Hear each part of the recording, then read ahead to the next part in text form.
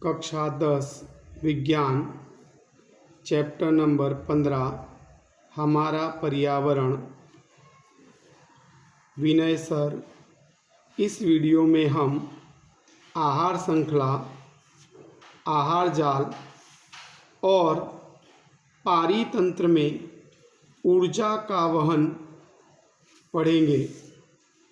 सबसे पहले आहार श्रृंखला के बारे में। पारितंत्र में प्रत्येक सजीव भोजन के लिए एक दूसरे सजीवों पर निर्भर रहते हैं, जिससे आहार की एक श्रृंखला बनती है, जिसे आहार श्रृंखला कहते हैं। इसका अर्थ ये हुआ कि प्रत्येक सजीव भोजन के लिए दूसरे सजीवों पर क्या करते हैं, निर्भर रहते हैं, जिसके कारण एक आहार की क्या बनती है, श्रृंखला, जिसे कहते हैं आहार श्रृंखला। आहार श्रृंखला के प्रत्येक स्तर को पोषी स्तर कहते हैं। एक उदाहरण पढ़ेंगे। उदाहरण जैसे घास को तित्ती घोड़ा खाता है, तित्ती घोड़ा को चूहा, चूहे को सांप और सांप को बाज।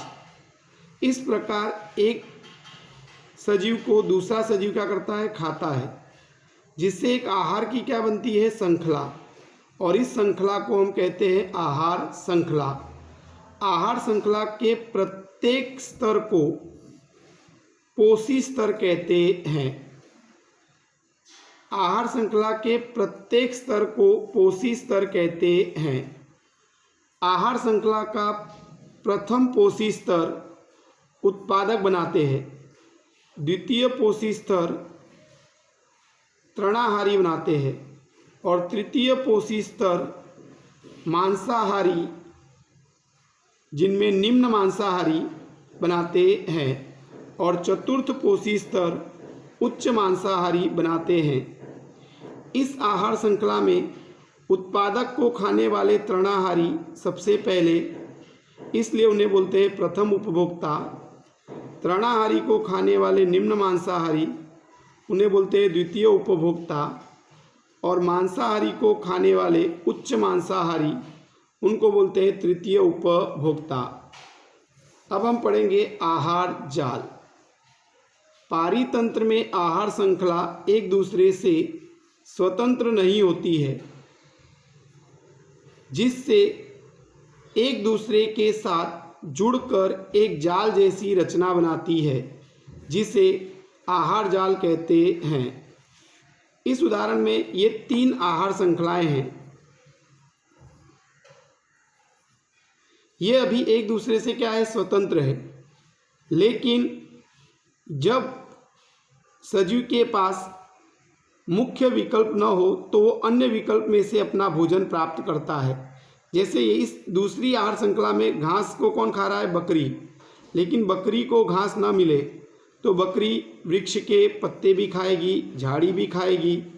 इस प्रकार से ये आहार श्रृंखला स्वतंत्र रही नहीं।